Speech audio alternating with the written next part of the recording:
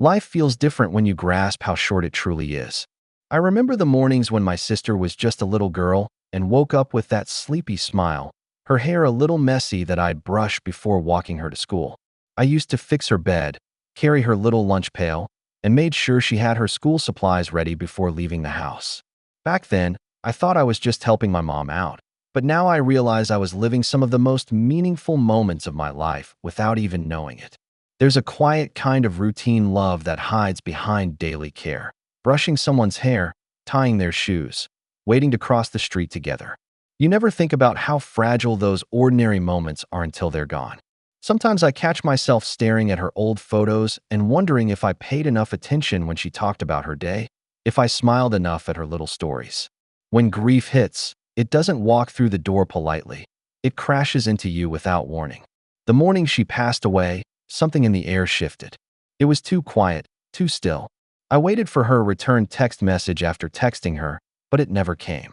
When I got the call saying she passed away peacefully in her sleep, I remember the world tilting, as though gravity learned a new way to hurt. People say time heals, but I think time simply teaches you to live around the emptiness. The sorrow doesn't fade, it reshapes you. Every memory becomes heavier, but also sweeter. Sometimes I wonder, do we really know how deep our love runs until it has nowhere left to go? Losing her taught me that love doesn't disappear with death. It lingers, stubborn and loyal, in every space she left behind. There are moments I feel guilty. Could I have done more? Could I have told her, I love you one more time? Regret is a haunting companion. It always whispers, if only. Psychologists say regret comes from seeing the gap between what happened and what could have been. That gap hurts because love makes you wish for another chance that never comes. But deep down, regret is proof that your heart cared deeply. At first, I tried to avoid thinking about her. Every memory hurt too much. But the truth is, avoidance doesn't heal. It's like holding your breath underwater. You can only do it for so long. Writing about her became my way of breathing again. Putting pain into words gave it form. And once grief has form, it becomes something you can talk to, learn from, and live with. I often think about her laughter, how it would echo in the kitchen when she played with her 3 brothers when we were young and tried to hide. Grief isn't just sadness. It's missing the small signs of life that person brought into your world. It's standing at her home hugging her during our last visit in her home and seeing her smiling, even months later. One night, I laid in bed, imagined talking to her, and whispered everything I never got to say. I love you, sis. I'm very proud of you. You being my only sister, I love you so much. It felt silly at first, talking to silence, but strangely comforting. Sometimes love demands to be spoken even when no one's there to answer. That's how you keep a connection alive, by refusing to let your last words be unspoken. If you've ever lost someone, maybe you've asked yourself the same questions. Why them? Why so soon? But maybe there's no answer that satisfies the heart. Some things just are, and our lesson is to love harder while we can. The fragility of life shouldn't scare us. It should push us to hold tighter, speak louder, and cherish deeper. I wish I'd said, I love you every morning. But instead of drowning in that wish, I try to carry it forward.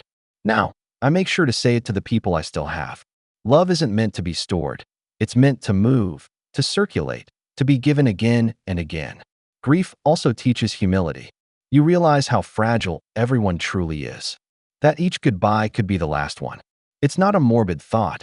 It's a wake-up call to stay present. Even annoyance and frustration lose their power when you understand how short forever can be.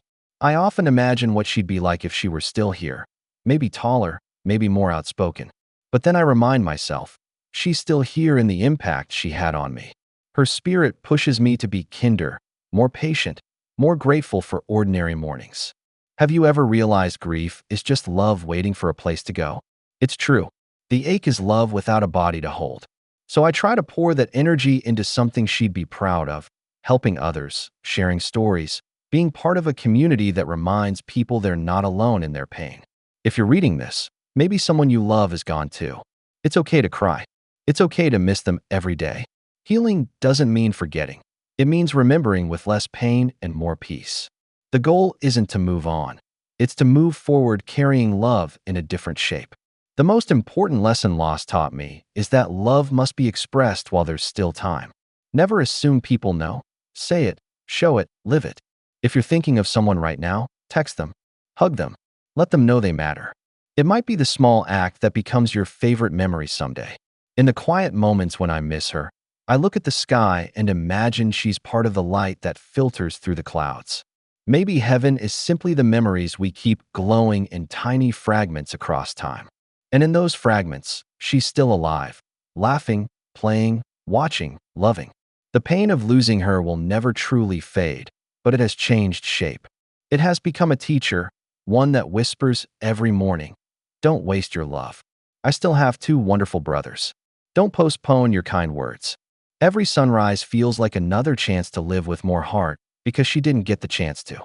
Life is unbearably short, but that's what gives it meaning. Losing her made me realize how important it is to create moments, not just days, to fill them with laughter, honesty, and warmth. When we live with love, we honor those who can't anymore. Thank you for joining me in this story. If it touched you, please share, comment, or subscribe to help others who might be struggling with loss find comfort too.